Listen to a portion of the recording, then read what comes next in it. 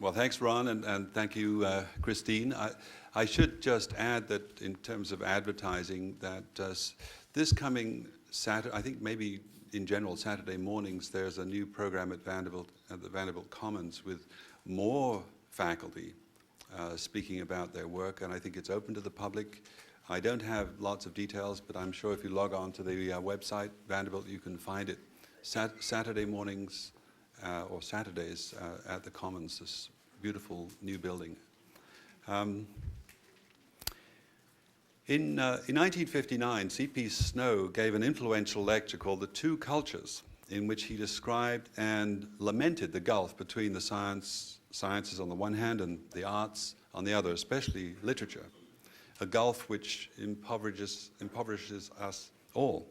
And some would say that this problem of the gap between science and the arts continues today, not least in public life.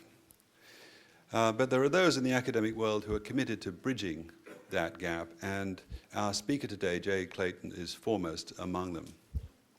Professor Clayton is the William R. Kenan Jr. Professor of English at Vanderbilt, and he's chair of the English department, one of the most successful, if not the most successful in the college. He originally studied at Yale, received his PhD from the University of Virginia, and taught at the University of Wisconsin-Madison before joining the faculty here at Vanderbilt 20 years ago. In recent years, he's been awarded prestigious book prizes, a Distinguished Faculty Award, and a Guggenheim Fellowship for his many contributions to teaching and scholarship. His particular focus has been exactly where Snow put his finger, the relations between science and literature.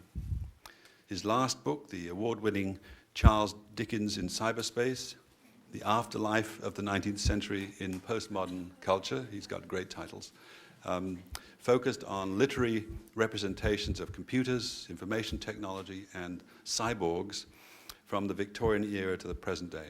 This book, built on a long-standing interest in narrative, represented by earlier books like Romantic Vision and the Novel, and The Pleasures of Babel, Contemporary American Literature and Theory.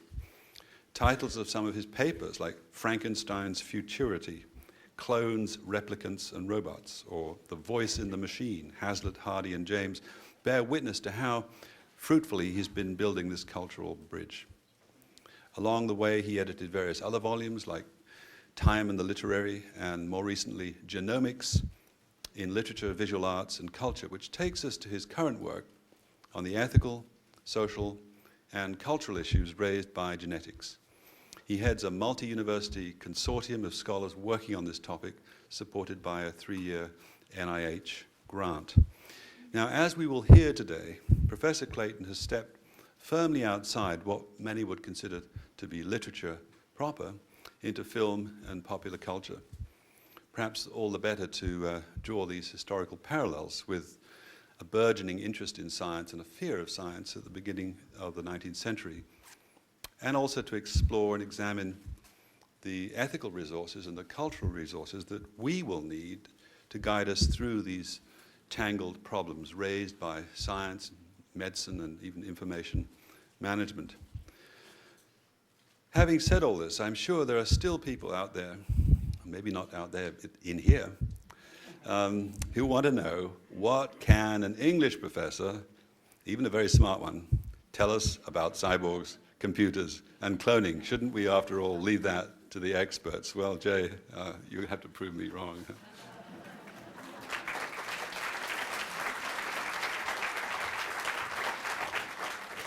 Thank you, David, and thank you, Christine, and my other friends at the library for making this event possible on a monthly basis.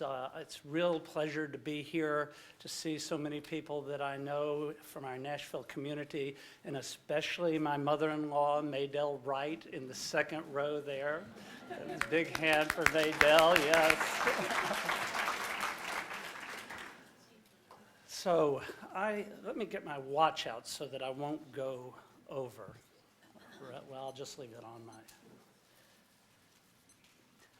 I'm going to begin back in the 19th century. As you heard, I like the 19th century.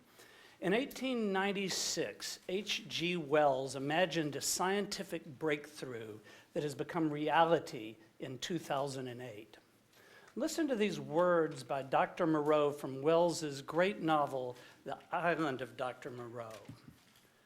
You begin to see that it is a possible thing to transplant tissue from one part of an animal to another, or from one animal to another, to alter its chemical reactions and methods of growth, to modify the articulations of its limbs, and indeed to change it in its most intimate structure. Since the mid-1980s, we have been doing exactly that. We have been creating chimeras in the laboratory. Chimeras are interspecies hybrids made by transplanting the cells of one species to another. We do it for all kinds of reasons, to advance scientific knowledge, to see if we can test drugs in animals, to work on ways of reducing resistance to transplantation. There's all kinds of reasons to mix species. And since the mid-'80s, scientists have successfully created pigs with human DNA, or transgenic mice such as Doogie, whose intelligence has been modified with human genes. The first true chimera, Jeep or Geep, which is a goat-sheep hybrid, and a handsome animal it is. And human mice and human monkey mixtures made by grafting stem cells from one organism to another. By 2005, the questions raised by the creation of chimeras became pressing enough to prompt the Institute of Medicine to issue guidelines covering the ethical constraints on such research. It features two recommendations. The first there is that all research with human, non-human chimeras should receive special oversight. Well, that makes a lot of sense. You don't want to mess with those boundaries without paying close attention to what you're doing. And the second, a ban on any introduction of human stem cells into non-human primate blastocysts. That is, don't put human brain cells in monkeys' brains early in their embryonic stages, because monkeys or other primates are so close to the human that there's real worries that you could start to get exactly what H.G. Wells imagined, monkey men. So Dr. Moreau's Monkey Man seemed a monstrous fantasy at the time, but the questions Wells raised about the ethics of creating monkey-human chimeras have a new relevance today. Here's how Hollywood imagined chimeras in the classic 1933 movie of Wells's novel named The Island of the Lost Souls. Some of you may remember this classic black and white film. I'm going to show a very short clip. It's about a minute and a half.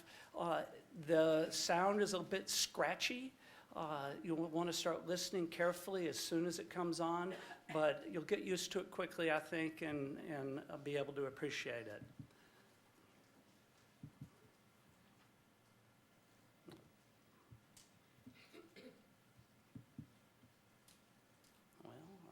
Any action here, am I? You're convinced that this thing on the table isn't human. Its cries are human. You know what it is when I began with? No, an animal. An animal. Like those in the cages outside. And those creatures out in the jungle. Are my creations. They were made from animals? Yes. Was this thing, this poor tortured creature, what does that matter? All things vile, Mr. Parker. Spare me these youthful horrors, please. And those poor things out there in the jungle, those animals, they talk. That was my first great achievement. Articulate speech controlled by the brain. That was an achievement. Oh,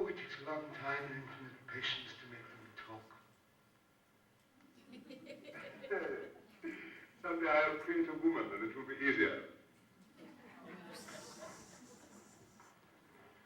Those are some of my less successful experiments. They supply the power to create others, more successful. But with each experiment I improve upon the last, I get nearer and nearer. Mr. Bucker, do you know what it means to feel like God?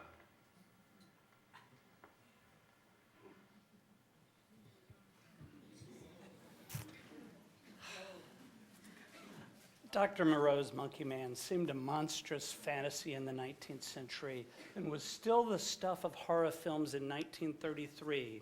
But the questions Wells raised about the ethics of creating a monkey-human chimera have a new relevance today. A more recent film updated Wells's novel to the age of genomics.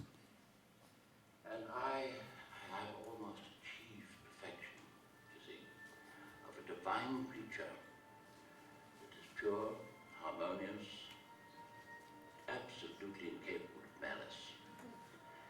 And if in my tinkering I have fallen short of the human form by the odd snout, claw, or hoof, it really is of no great import. I am closer than you could possibly imagine, sir. So who fits your idea of Dr. Moreau better, Marlin or Charles Lawton? It's a tough battle. Wells's creatures fit today's scientific definition of chimeras. Moreau's beast people are formed by surgical rather than genetic means, but they clearly qualify as interspecies xenografts of tissue into postnatal hosts. That's exactly what they are. He grafts one bit of tissue into another host. They also fit the IOM committee's definition.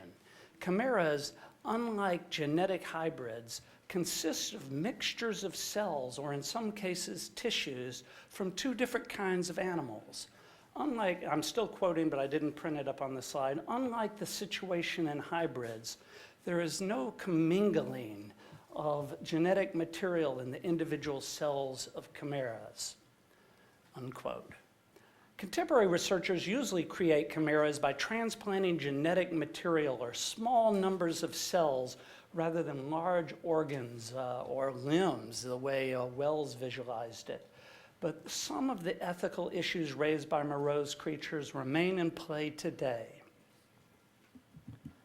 Wells's novel turns out to emphasize exactly the same ethical problems that the IOM committee finds most troubling. Wells focused on two dangers that the IOM guidelines identify as especially worrisome.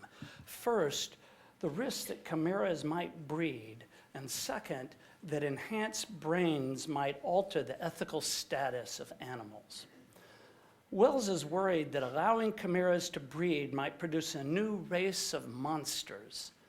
But Dr. Moreau's assistant reassures the narrator that, quote, there was no evidence of the inheritance of the acquired human characteristics.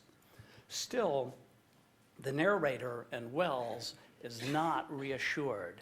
Despite that assurance, Wells still finds it troubling. The IOM did too. The IOM committee, just like Dr. Moreau, finds it highly unlikely that human cells could contribute to the germline of an animal already beyond the early stages of fetal development. To be on the safe side, however, the committee, like Wells, recommends a ban against breeding of any interspecies chimeras. The other worry is that changes in non-human brains will make animals smarter and thus raise their ethical status. Here's how one medical ethicist puts it. Grafting human neural cells into animal brains might change capacities in a way that changes moral status. What this set of scientists are arguing is that if animals acquire capabilities similar to those of humans, such as the ability to feel pleasure and pain, language, rationality, and richness of relationships, that we would then need to revise our ethical guidelines about how we treat them. Now, of course, many people in the world today think that we need to revise our ethical standards about the way we treat animals even before we enhance them.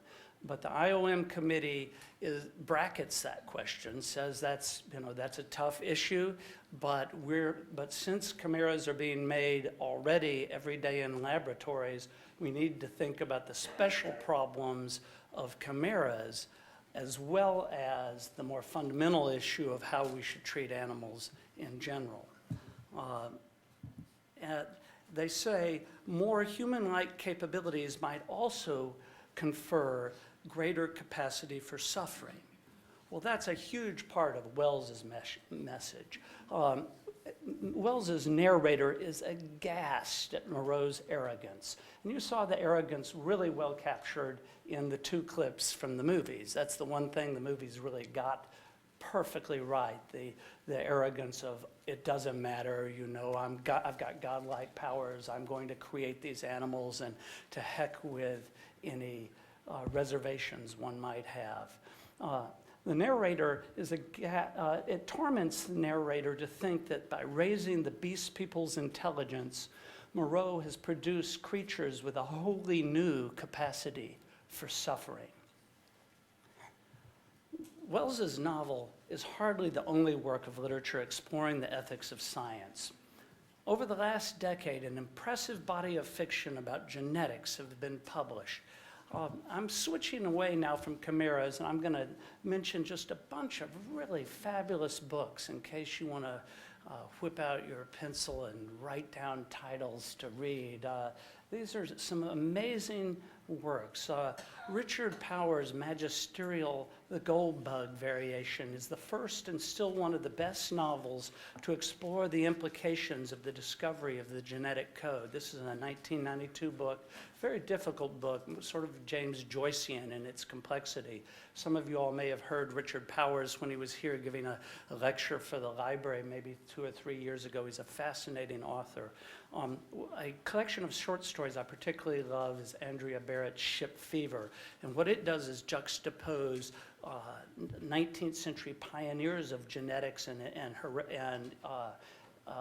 evolution. It has stories about Darwin, Mendel, and Wallace, and parallels their lives with the lives of contemporary scientific researchers. Or another novel that's completely different in flavor is Zadie Smith's White Teeth, a year 2000 novel. It's hilarious. It's a comic masterpiece that conducts its own twin study in the context of a genetically engineered mouse. And Jeffrey Eugenides' Middlesex, a 2003 novel, features a rare but inheritable mutation that causes children to be hermaphrodites. It's an interesting novel. It sort of reminds me of Forrest Gump in that it goes all through the 20th century history of America while chronicling the fate of this family that has the genetic disorder. Margaret Atwood's Oryx and Crake presents a dystopian vision, kind of in the line of Brave New World, about the consequences of making animals into chimeras. David Mitchell's book Cloud Atlas in 2004 offers an experimental sextet of narratives about heredity and cloning. And he's a British novelist of great ability. Kazuo Ishigura's Never Let Me Go, a 2005 novel, is really one of the most heartbreaking books I've read in the last decade. It is a haunting memoir about something genetic. I can't tell you what it's about or I'll ruin it for you, but there's a surprise in it that you only gradually learn, and it has something to do with genetics. But trust me, it's a beautiful book. And one of the reasons of making this quick reference to a bunch of novels written basically from the 90s through recent years in the 21st century is to show that there's just been an enormous outpouring of interest among our very best writers in questions of science. I've picked just the ones about genetics today to kind of give focus to our talk, but it shows that that two-culture split that David Wood was speaking of is really breaking down from both sides. The literary world is interested and very knowledgeable about contemporary genetics.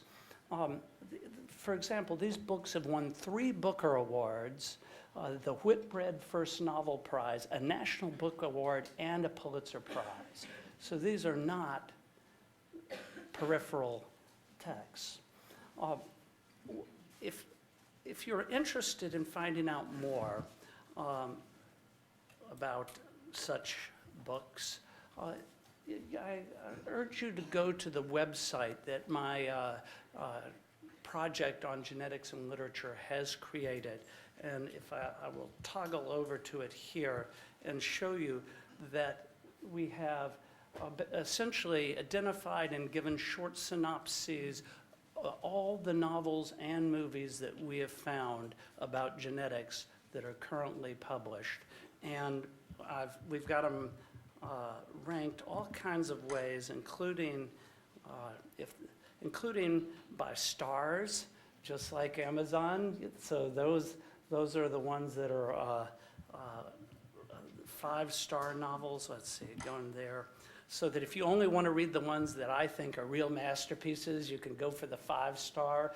You get some really, really poorly written pulp down around 2 and 1 star. A lot of science fiction stuff that'll be good for the beaches. Michael Clayton usually comes in around 3 stars.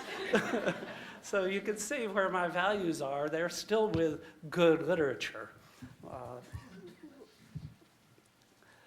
Cloning, I'm going to end by talking about cloning a little bit. Cloning is another hot-button political issue that has received enormous attention in literature and film. The public debate about cloning has mostly centered on the religious questions it raises and the issues related to the destruction of human embryos, which some people see as the same as abortion. But these are not the only issues cloning raises, and they're not the issues that the literature seems most interested in pursuing. I think that those issues are so blunt and inflamed that the novelists are drawn to consider other still important but more subtle ethical questions. For example, I'm going to just mention 3 novels that focus on the issue of cloning people or animals to be organ donors. One of the great claims for cloning is that we will be able to produce replacement organs for medical purposes that will not be rejected by people when they're implanted. And so some novelists have wanted to think about the questions raised by that kind of instrumental use of a human being, that is the creation of a person or even just the creation of an organ without a person attached to it for the sole purpose to use it in medical experimentation or in medical therapy. Now, 3 of the best novels to treat this topic, let's see if I can get my PowerPoint to believe that I'm interested in it again. Oh, there it is. But now I've switched back to my website. So, okay, 3 of the best are Margaret Atwood's Oryx and Crake, a 2003 novel, David Mitchell's Cloud Atlas, 2004, and the Ishiguro novel I told you about. Oops, I guess I did reveal what the genetic issue is, and that is Never Let Me Go. Each of these are masterpieces, and it would be fun to explore them at length. But I want to just, as a kind of quicker way to introduce something about cloning for organs, I want to play another clip from a movie, The Island, which was a 2005 movie that starred Ewan McGregor and Scarlett Johansson, a big budget film. And again, it's going to start right off with going straight into the meat of the matter, so you have to be alert when I toggle over to it and start it. This is a future world where humans are raised, clones are raised for the sole purpose of being organ donors, but they don't know it. And so they're kept in this sort of private enclave, treated very well, but are raised to be essentially animals for the slaughter. There's going to be two brief clips linked together.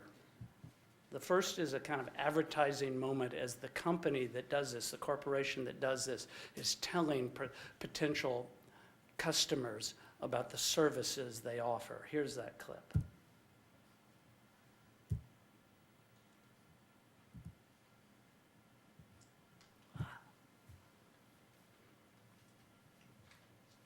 This computer is thinking very hard about whether it's going to change to the clip. But it's doing it. I'm proud of it. Come on.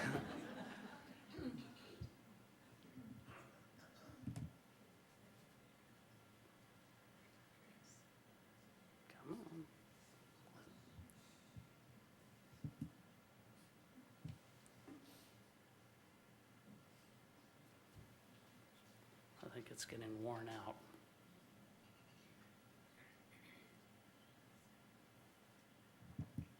The human organism, unique in all the universe in its complexity, the product of 3 billion years of evolution, perfect in every way, except one.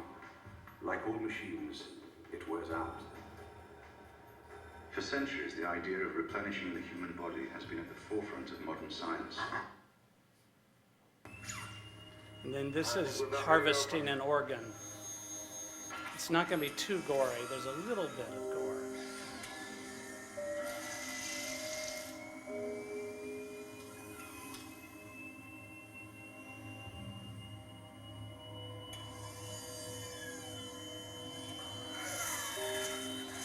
Let's clean that drip.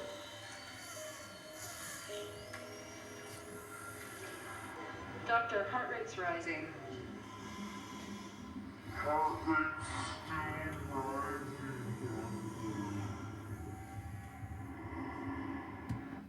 I'm going to stop right there, but you see the horror of him waking up in the middle of the operation where they're planning to harvest his organs.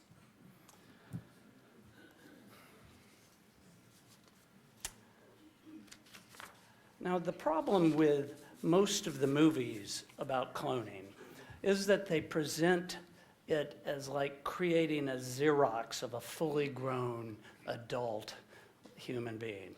That is completely not the way cloning works. Cloning produces an embryo, which then has to be nurtured for 9 months and given birth to and grow up and raised. It's subject to its own environment. So the movie's depictions, and I'll show you 3 recent movies that do that. Arnold Schwarzenegger's The Sixth Day, which is in 2000. Harold Ramis's comedy, probably the worst movie I know about cloning, Multiplicity. But I love the picture on the cover because you can see, look at those Xerox copies of Michael Keaton right there. You know, that's its vision of cloning. You know, you pop into the machine and out pops clone number 2 and 3 and 4. And the conceit of this wretched comedy is that each one is dumber than the previous one, as if the Xerox has degraded. And of course, the classic Jurassic Park, and I'm running out of time, or I'd show you one more little clip, which shows, if you remember that great scene in the kind of park that they have, the fair-like park there, the owner of it has a little animated short about how cloning works, and it is exactly, he uses a Xerox machine. So that, hence my term for it, Xeroxing. By contrast, and this will be my last point, these three novels are well informed about the science, deeply nuanced, not just critical of science, not a bit just critical of science, thoughtful about science, interested in engaging with the promises and the potential drawbacks of recent discoveries. Thank you.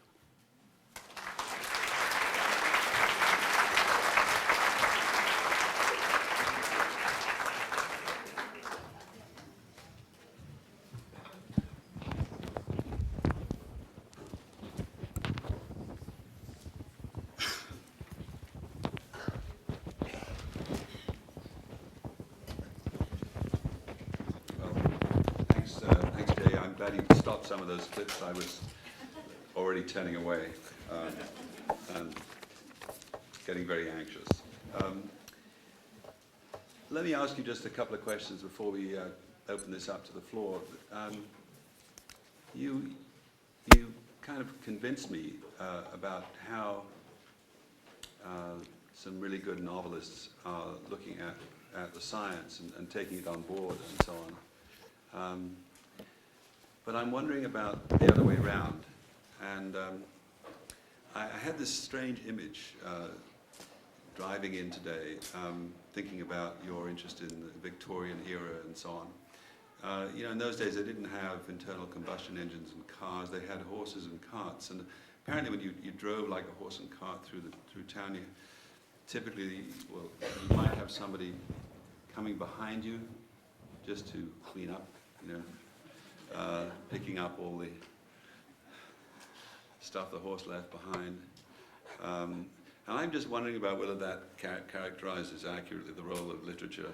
Oh, that is so cruel. In relation to science. No, it is meant to be a bit of a conceit, right? But the idea would be this, that's, I mean, this is just something to comment on, that science just, and technology just march their inexorable way, and they produce these things which nobody's asked them to do, but there's some, you know, it's just the next step, they can't avoid doing it. And what we do is we sort of hang around, scratching our heads, writing novels, you know, trying to make sense, but they just keep going.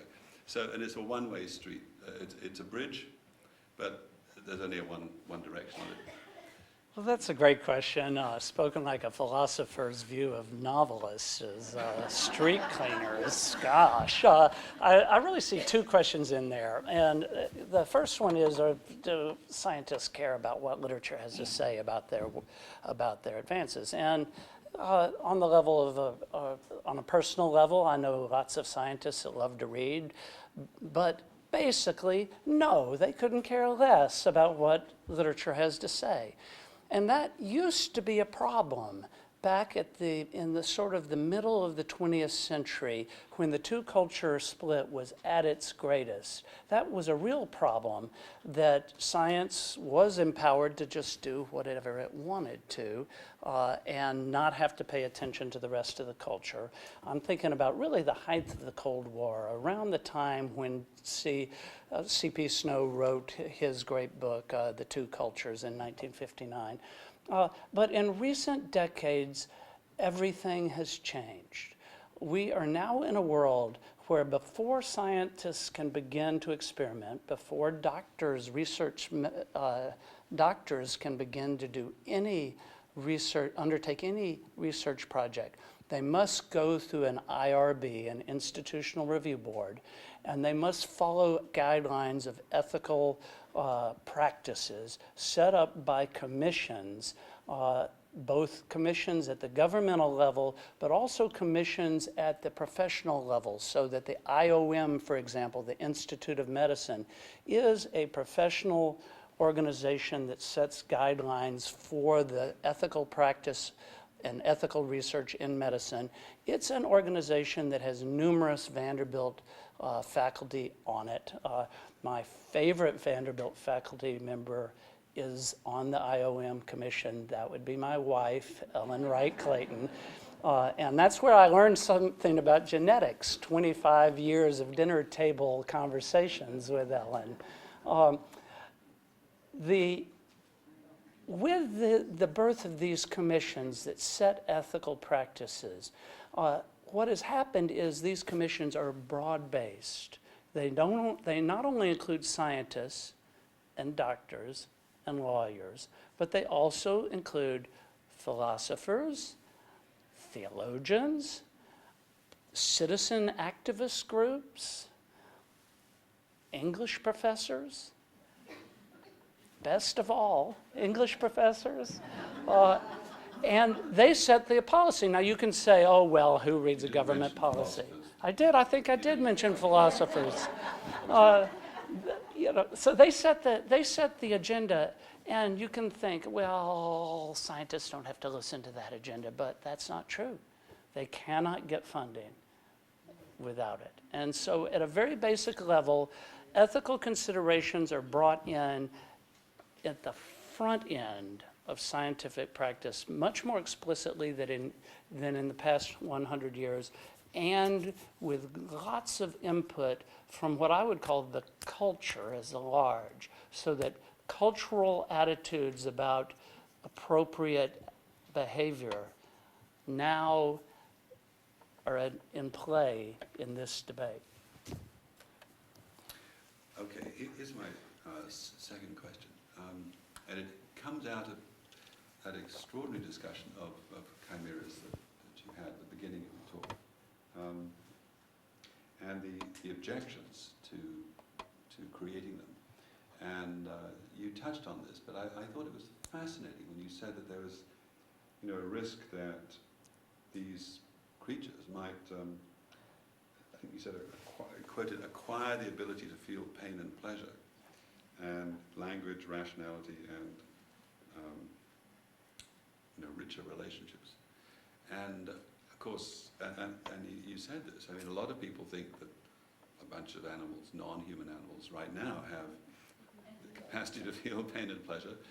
There are people who are arguing for human rights, interestingly, for some apes and bonobos, on the grounds that they have rationality, language, capacity to feel pain and pleasure, and complex relations, and so on. But as I was thinking all this through, I thought of a really quite naughty thought. I mean, scandalous thought, that we really ought to encourage chimeras. And I know just a thought, it's not mine, it's just one that happened to me. And the argument would be that if there were a bunch of living creatures that were kind of partly human and partly animal, obviously we've got a sort of horror to start out with. I acknowledge that, I'm just not denying that. But then imagine if they were, the one or two of them here in the room, and they ask questions, and that was an interesting question. And wouldn't that help to break down some of the attitudes that we have to non-human animals now? In other words, wouldn't blurring the line actually help us get a better attitude towards non-humans? I'm hearing resistance to that thought out there in the audience. Well, I just thought I'd, throw it out there. Well, the first part of your question is suggests that, maybe we ought to encourage chimeras. Some of my best friends are chimeras. How many of you out there are chimeras? There you go, several of them. Since the 18th century, when we started vaccinating, every human being ever has been a chimera. Now, of course, we use killed rather than live bacteria in a lot of vaccines, but in some we don't. And the human organism is always chimeric. The questions in front of us today is only about how dramatic a chimera are we going to create, not whether we are already chimeras. Well, okay. I think at this point I'm going to ask for questions from the audience. Do we have is there a microphone? Yeah. I saw a hand over there. Just make a note of it. Yes.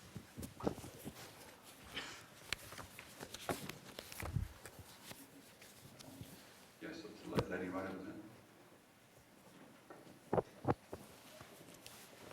David, it seems to be following up on your question that one of the reasons that science and medicine resists the introduction of human biology into animals is that there would then be a problem about using these animals for scientific experimentation, and even more of a question than there already is. Yes, gentlemen, you. Yes, thank you.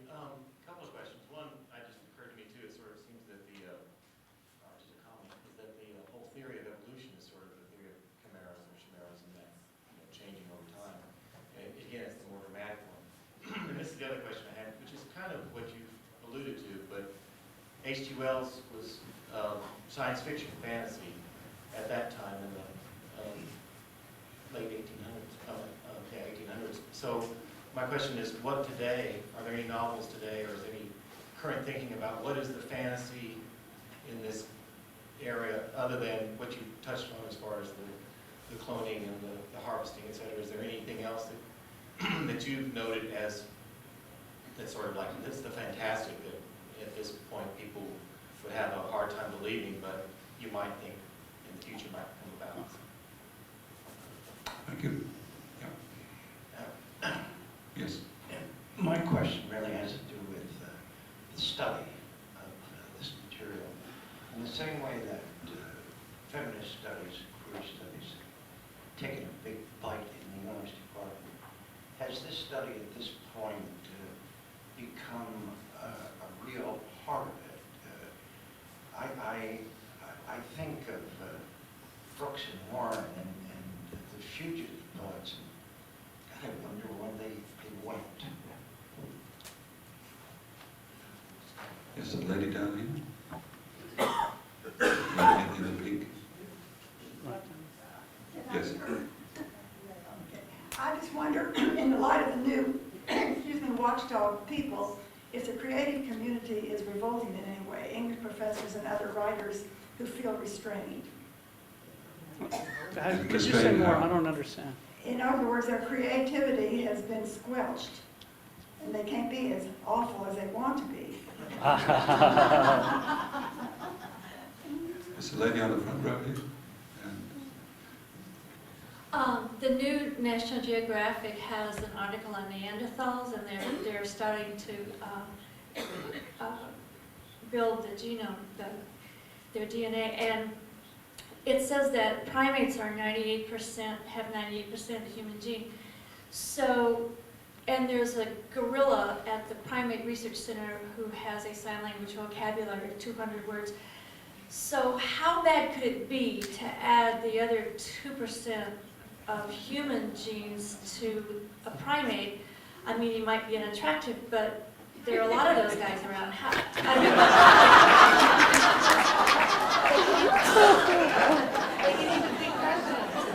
All right. We do take questions from the back of the room too, by the way. Oh, did I love that? Did I love that one? You know, I was happy to hear you say that we all are chimeras to a certain extent, but of course that's a reasonable level. The extremism that is shown in these films and the extremism that has been written about and talked about in circles in the past, it strikes me, and I'm sure it strikes others, as being extremely revolting. However, that which is more reasonable and more sensible has been the basis for the scientific development of so many medical things in our lifetimes in this room that I think it's all been worthwhile. Okay. Yeah, so lady here in black. I'm interested in where the cloning is going, or the DNA for reproduction in humans, since it seems like we pushed the line on that. Do you see any further developments or lines being drawn in the sand on that matter? maybe just room for one more, one question up here. Yep. Well, one on each side, okay. I may have missed a point in your lecture, but can these cloned animals be reproduced? Because I thought you said the cell interruption was in the embryo, which would make it not possible for it to be reproduced. Have I misunderstood you? Okay, thank you. I think perhaps our last question here from on the left. Yep. During this discussion, I've gotten interested in whether any of the writers have a specific definition for what is human. So that's just a few. Well, I'll just start off by saying that the problem of unattractive chimeras is, going to be always with us, as you say.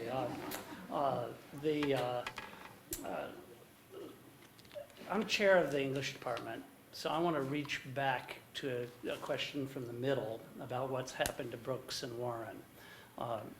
I think I'm the only person left in Nashville who had classes both from Cleonth Brooks and from Robert Penn Warren, the great fugitive poets, when I was an 18-year-old boy at Yale undergraduate.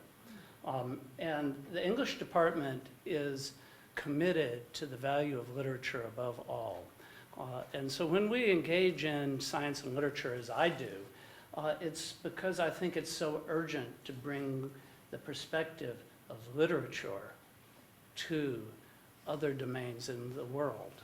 So that always in my writing, not so much in this talk, which was designed just to explain some basic concepts, but always in my writing, I want to pay attention to what is artistic about the book, what the specific characteristics and qualities of art can bring to making us a better society and better individuals. So I feel passionate about that, and I know that the entire English department does as well. I was thinking about Neanderthals. I just can't get that out of my mind. Greg Bear has a really interesting science fiction novel about Neanderthals called Darwin's Radio. And so he treats that whole problem about a decade before they started trying to sequence the Neanderthal genome. He was way ahead of the curve. And that brings me to the comment by a man over there about science. H.G. Wells was a science fiction writer. He was also a scientist. He was trained by the great Thomas Huxley, and so it was one of the very few 19th century novelists that had a deep biological training. But he certainly was a science fiction writer too. And I would say that the most dramatically futuristic science fiction about genetics today concerns the possibility of not just adding to the human species, but transforming the species into something post-human. So you get science fiction about what the human species will look like after the next step of evolution. Homo novus rather than Homo sapien, the new human. And they sometimes use the word the post-human. And science fiction has actually kind of taken two paths in exploring the next evolutionary stage. One path is the path of cyborgs, of machine-human combinations. And you've certainly seen a lot of that in, just the movies or television or whatever, and just journalism articles in the newspaper. The other path is this genetic path. So you have the kind of two main strands of futuristic science fiction about the post-human. The genetic path, meaning that if we tamper enough, there'll be a massive shift in the human. And so there's great novels by Nancy Kress, Kress, for example. Nancy Kress has a whole series of novels about how the humans persecute the more enhanced post-humans because they're afraid of this new group superseding them. And so that's where I see science fiction going. And an important question that was raised was about reproductive versus therapeutic cloning.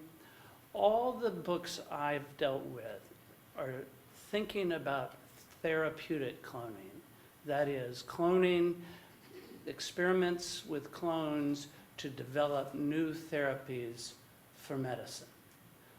So that I think novelists are much more interested in that than the hot button issue of let's reproduce clones. Science fiction writers do that fairly often. I won't say there's not a lot of novels about that.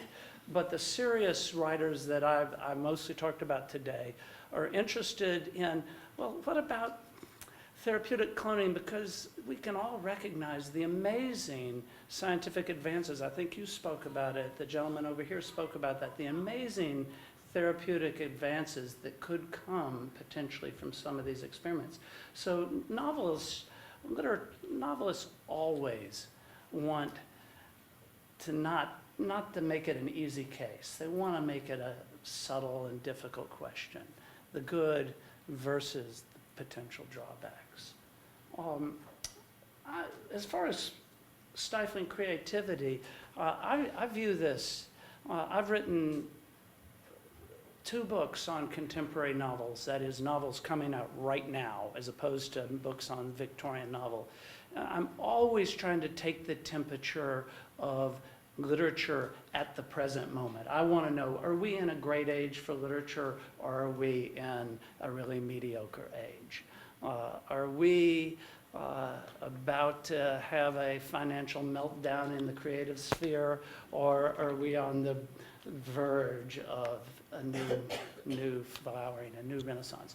I think that this last decade has been the best of my lifetime in terms of literary flowering. And I think that this sudden liberation to think about science has been a big part of that creative impulse. For a long time, novelists felt shut out of all that the modern world was producing. They felt like they were kind of on the margins. Now I think writers feel like they have something to say that is going to be right at the heart of the problems that face us in our world today. Can they reproduce? Can clones reproduce? Or, excuse me, not clones. Clones can certainly reproduce. How many of you all know a clone? Anybody know an identical twin? That is a clone.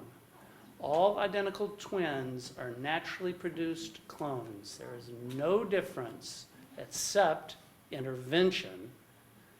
Well, actually, Stephen Jay Gould wrote a great little article that said, fact is, identical twins are closer to one another than any possible clone would be, because a clone would be 30 years younger than its parent cell donor. So identical twins really are clones. So the problem is the intentional making of them, and if there's a problem. So clones, of course, can reproduce. Identical twins have no problem reproducing. Can chimeras reproduce? Well, that's a really important issue in both H.G. Wells and the IOM report. So both your 19th century science fiction writer and your 21st century latest scientific thinking says probably not. But just in case, don't try to breed them. Both of those two, I just find that fascinating that the 19th century and the 21st century had the same scientific conclusion and the same but, caveat, good word, yes ma'am. So let's see. Scientific experimentation with animals is, of course, what this is all about. If you're creating clones, you're creating better animals. If for therapeutic cloning, you're creating better animals for experimenting on them. And that you just have to face up to that. That is what you're doing. You're going to experiment, you're going to create it to experiment on it. So do you want the fruits of the experiment? Or do you want, or not? That's a kind of tough question that we have. Have I gotten them all? Oh, how do I define the human? You got 1 minute. It's very easy. I go to dinner with Maydell Wright. I sit at my own table with my wife and 2 children. I look around. Those are the humans that I care about. Thank you all.